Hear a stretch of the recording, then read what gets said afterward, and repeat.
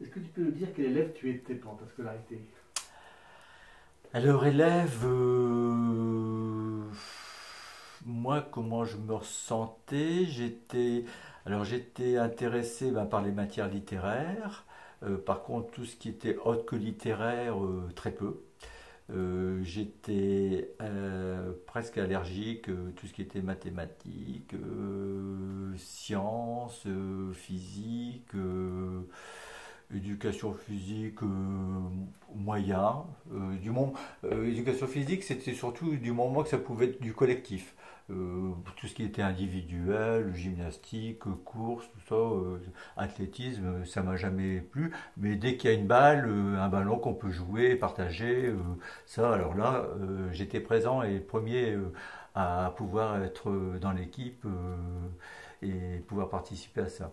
Et sur le reste, bon, après, ça a été assez limité. Alors, l'école primaire, j'ai passé en compagnie chez mes grands-parents. Donc là, c'était très strict. Toutes les fins d'école, mon grand-père m'attendait à la sortie, me ramenait à la maison qui était pas bien loin. Et après le petit goûter, où il y avait le lait Nesté, mais aussi l'huile de foie de morue, bon, qui était moins agréable. Après le goûter, donc on avait droit aux leçons, jusqu'à temps que je sache bien la leçon, que ceci, cela. Et ça, tous les jours, bien sûr. Et donc, forcément, ça donne un cadre assez rigide. Et là, le primaire a assez bien marché. Après, au moment du divorce de mes parents, c'est là où je suis passé à la ville, sur l'île, au centre de l'île. Donc, j'ai quitté la banlieue et j'ai quitté aussi pour un appartement, donc la maison pour un appartement. Et j'ai quitté en même temps mes grands-parents, sauf mon grand-père qui passait au pied de l'appartement et qui, à son grand dam, me voyait jouer enfin avec des copains au ballon, plutôt que d'être en train de faire mes devoirs. Mais pour moi, là, ça y est, c'était enfin la vraie vie qui commençait. Et forcément que par contre, au niveau scolaire, là, il y a eu de la perdition. Sauf toujours en dissertation. Voilà. Et après, j'ai redoublé une quatrième. J'ai failli la tripler, mais c'était pas possible. Et heureusement, j'ai eu une tante qui était aussi un peu une petite maman pour moi, qui était prof, qui a réussi à me faire admettre dans son collège.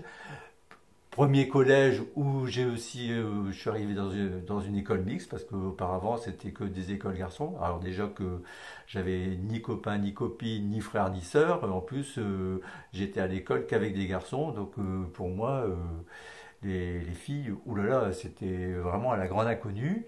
Et donc à 15 ans, non 14 ans, l'année du brevet, où je suis arrivé au collège mixte pour la première fois, et où j'ai passé, c'était 68, et où j'ai passé donc mon brevet après que ma tante et son mari m'aient remis à niveau en mathématiques, puisqu'elle était prof de mathématiques. J'ai enfin réussi à comprendre un peu les mathématiques, et son mari en anglais, parce que je n'étais pas non plus très bon en langue, et lui me faisait jouer au Scrabble en anglais, et ça a été assez bénéfique.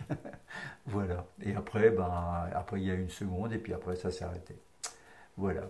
L'année d'avant, même mon année de troisième, donc que j'ai accompli dans ce fameux collège, j'ai même, y compris parce que j'étais revenu à un niveau en maths, j'ai même été passer le concours de l'école normale parce que en enfant, le côté instituteur, ça me plaisait bien. Et je me souviens que chez mes grands-parents, il y avait un grand tableau noir, et j'aimais bien quand on pouvait sortir ce grand tableau noir, et j'ai aligné les ours ou autres devant et leur faire un peu la classe là. Et c'est un métier qui, je pense, qui m'aurait tenté.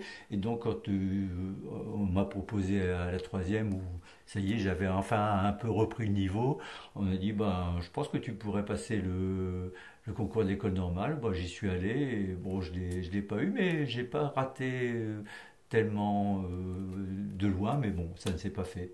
Et pour finir, par contre, la seconde, ça m'a pas été du tout. Peut-être que l'école normale, ça m'aurait été, mais ça. Tu peux revenir sur tes débuts dans ta profession, dans ton métier qui s'est passé à la suite. Ouais. Alors après, dans mon début, mon métier, donc ça c'était à la communauté urbaine de Lille. Donc les communautés urbaines venaient de se créer, hein. Et moi j'y suis entré aussi l'année de mes 17 ans, puisque j'ai fait 3 mois en auxiliaire, les vacances plus au mois de septembre à l'hôpital, au centre hospitalier de Lille. Et au mois d'octobre, mon grand-père, donc il savait que la communauté urbaine qui venait de se créer, il recrutait du personnel, donc a réussi à me faire rentrer là.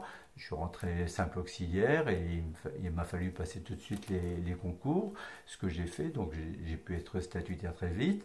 Donc là j'avais 17 ans, 3 ans après je pars quand même faire l'armée, 1 an en Allemagne.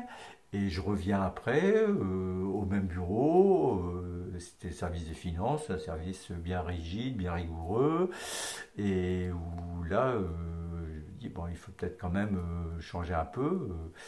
Et après, ça a été une succession là aussi de rencontres qui m'ont permis de partir sur d'autres niveaux dans cette grande administration.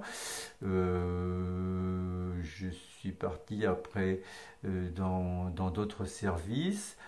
J'ai rencontré une première personne qui a décidé de me confier une mission. C'était le début du métro de Lille qui s'était mis en place et donc le grand développement des transports et qui m'a confié une mission sur comment apporter des gratuités de transport aux personnes handicapées et inaptes au travail. Donc il fallait que je fasse tout un travail de rapport sur les conditions faites pour les handicapés, les personnes inaptes au travail, pour les faire bénéficier de gratuité de transport. Donc déjà, là, il y avait une belle touche sociale, et là, ça m'a fortement intéressé, je m'y suis impliqué, et peu de temps après, il s'est créé une mission Habitat, donc qui touchait aussi aux problèmes d'habitat.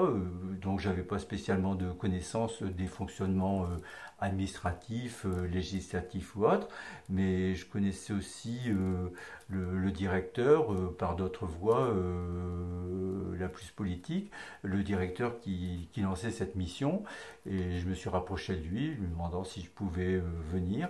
En plus, je venais d'avoir un concours de cadre B à l'époque, et il m'a dit oui, oui, et on a commencé à travailler comme ça. Et là, j'ai rencontré, là par contre, un autre directeur qui est devenu un mentor et qui était aussi pour moi presque un père, ouais. Quelqu'un vraiment d'importance qui est décédé maintenant, François Brière, mais vraiment une personne extrêmement riche, attachante, sensible, humaine et d'une grande intelligence en plus, qui m'a vraiment mis le pied à l'étrier, qui m'a poussé là où il fallait aller. Je me souviens d'une première réunion que je devais animer et où j'étais loin d'être sûr des sujets que j'avais à faire et où j'étais revenu dans le bureau en disant non, non, je vais pas y aller. Comment ça, tu vas pas y aller? Tu vas y filer et pour finir, bah, j'ai bien dû y aller. Et un peu comme avec mon petit sourire au gars qui me demandait de faire un exposé de 5 minutes en politique générale, en culture générale, ben, j'ai fait ma réunion et puis pour finir ça s'est bien passé.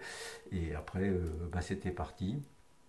Et en plus, après, ben, j'ai continué les formations et j'ai passé ben, tous les diplômes et j'ai pu finir ben, directeur de l'habitat sur les missions d'habitat ancien de Couret à la communauté urbaine de Lille, avec la reconnaissance de nombre de personnes qui, eux, avaient fait pour la plupart des parcours